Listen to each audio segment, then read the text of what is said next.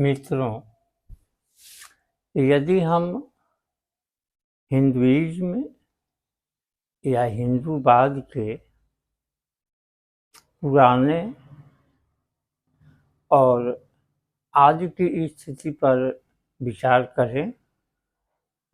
तो हमें कई अंतर देखने को मिलेगा। पुराने समय ही नहीं बल्कि आज़ादी के समय हिंदुइज्म की जो स्थिति थी उससे कहीं बेहतर हमारे आज के भारत में इसकी स्थिति है। और इसकी ऐसी स्थिति या बेहतर स्थिति इसलिए है कि इसमें पहले की तुलना में विभिन्न जातियों, वर्गों, धर्मों, संप्रदायों को समाहित करने की शक्ति बढ़ी है। इसके विचारों में, इसकी सोच में एक गुणात्मक परिवर्तन आया है और उसी का यह परिणाम है कि आज भारत में यह एक वाइब्रेंट रिलीजन के रूप में जाना और समझा जाता है। इस संदर्भ में हम यह देखेंगे कि जहाँ से इसने अपनी यात्रा शुरू की थी उसके बाद उसमें 3 मामलों में महत्वपूर्ण परिवर्तन आए हैं। ऐसे इस पर परंपरावादी होने का आरोप पुराने समय से ही लगाया जा रहा है, लेकिन आज जो हिंदुइज्म हमारे सामने है उसका जो रूप हम देख रहे हैं वह पहले की तुलना में बदला हुआ है और यह बदलाव हमें मुख्य रूप से 3 क्षेत्रों में दिखाई देता है। पहला क्षेत्र है समाज का, दूसरा क्षेत्र है संस्कृति का और तीसरा क्षेत्र है धर्म का। अगर हम इसके सामाजिक दृष्टिकोण पर विचार करें तो ये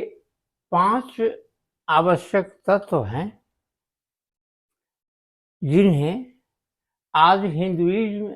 प्रमुखता से बढ़ावा दे रहा है। इसमें पहला है सह अस्तित्व का सिद्धांत, जिसके अनुसार समाज में विभिन्न जातियों, संप्रदायों, क्षेत्रवादों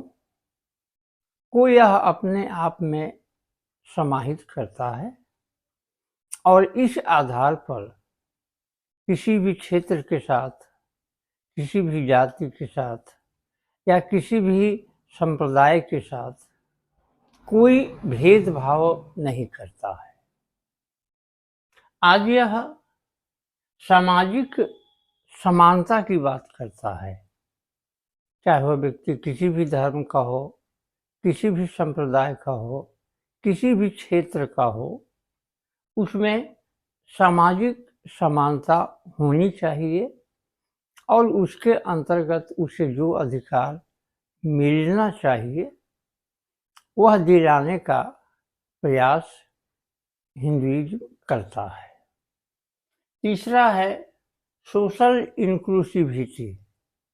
जिसके अंतर्गत यह हर संभव प्रयास करता है कि समाज में जितने भी वर्ग हैं, जितनी भी जातियां हैं, चाहे किसी भी वर्ग के हों, लेकिन उन सबों की सहभागिता हमारे राजनीतिक संस्थाओं में, हमारे सामाजिक कार्यक्रमों में, धार्मिक कार्यक्रमों में समानता पूर्वक हो और उनके साथ किसी भी प्रकार का भेदभाव नहीं किया जाए। फिर यह आधुनिक समय में वुमेन एम्पावरमेंट पर या महिला सशक्तिकरण पर खास जोर देता है, क्योंकि महिलाओं की आबादी करीब करीब पुरुषों के बराबर है, लेकिन पुरुषों की तुलना में महिलाएं कई क्षेत्रों में काफ़ी पीछे चल रही है। इसलिए महिला सुधार के लिए, महिलाओं को आगे बढ़ाने के लिए, हर स्तर पर महिलाओं की भागीदारी सुनिश्चित करने के लिए हिंदुइज्म कई प्रकार के कार्यों को करता है जो सराहनीय है। फिर इन सबों के माध्यम से यह हिंदुओं को विश्व स्तर पर एक अलग पहचान दिलाने की बात करता है, ताकि अगर हम ग्लोबल लेवल पर देखें तो इसका कंपटीशन या इसकी प्रतिस्पर्धा क्रिश्चियनिटी से है और दूसरे धर्मों से है, जहाँ यह साबित करने का प्रयास करता है कि हमारा धर्म सर्वश्रेष्ठ है, सर्वमान्य है और धर्मों की तुलना में यह ज़्यादा सहिष्णु है। दूसरा एस्पेक्ट अगर देखें तो कल्चर के मामले में, हालांकि जो परंपरागत रूप से जो पूजा होती है, जो धार्मिक अनुष्ठान होते हैं, उसको बरकरार रखते हुए योगा और मेडिटेशन पर इसने खास ध्यान दिया है और विश्व में एक अलग से पहचान इसके द्वारा दिलाई गई है, प्रयास किए गए हैं, चाहे वह यूनाइटेड नेशंस के स्तर से हो, सुपर पावर के स्तर से हो, लेकिन निश्चित रूप से योगा और मेडिटेशन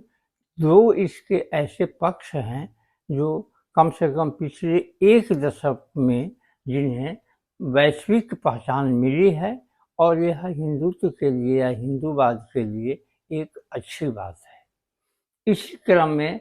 जो क्लासिकल डांस है, जो कला है, जो संस्कृति है, जो म्यूजिक है, जो हमारे साहित्य हैं, उन सबों पर यह समान रूप से ध्यान देता है और सबों के विकास के लिए तरह तरह के कार्यक्रमों का आयोजन करता है, समय समय पर हर क्षेत्र में घूम घूम कर, जो यह कार्य इसके लिए फायदेमंद है और पब्लिक के द्वारा भी उसे काफ़ी सराहा गया है। अब अंतिम एस्पेक्ट जो रिलीजन का है, तो उसमें हम यह देखते हैं कि इसने ऐसा कुछ किया है जो अब तक नहीं हुआ था, और उसके अंतर्गत इंटरफेथ जो डायलॉग है या विभिन्न धर्मावलंबियों के बीच जो संवादहीनता की स्थिति है, उसे समाप्त करने के लिए इसके द्वारा प्रयास किए गए हैं। और इसमें यह ढेर सारे ऐसे तत्व हैं, अगर सभी धर्मों को हम मिलाकर देखें तो कई ऐसी बातें हैं जो सभी धर्मों में कॉमन है, सामान्य रूप से कही गई है धर्म गुरुओं के द्वारा, और उसकी चर्चा, उसका विश्लेषण धर्म ग्रंथों में भी मिलता है। जैसे दया है, सत्य है, न्याय है, लोक कल्याण है, शांति है, दान है, क्षमा है, ये इतने सारे हैं, ये करीब करीब सभी धर्मों में पाए जाते हैं। इसलिए अगर हम इन सबों को कॉमन आधार माने और इन सबों के आधार पर अगर हम इंटरफेथ डायलॉग शुरू करें, तो उससे हमारे सामाजिक सौहार्द को, हमारे सामाजिक शांति को, सामाजिक सुरक्षा को काफ़ी लाभ होगा। इसलिए अब जो हिंदुइज्म है उसका विश्वास इंटरफेथ में है, इंटरफेथ डायलॉग में है, इंटरफेथ इनिशिएटिव्स में है, और यह इसका एक नया रूप है, ऐसा रूप है जो समाज की शांति के लिए, समाज की एकता के लिए और सामाजिक सौहार्द के लिए सर्वोत्तम है। इसका लाभ हमें आज भी मिल रहा है और आने वाले समय में भी मिलेगा। धन्यवाद।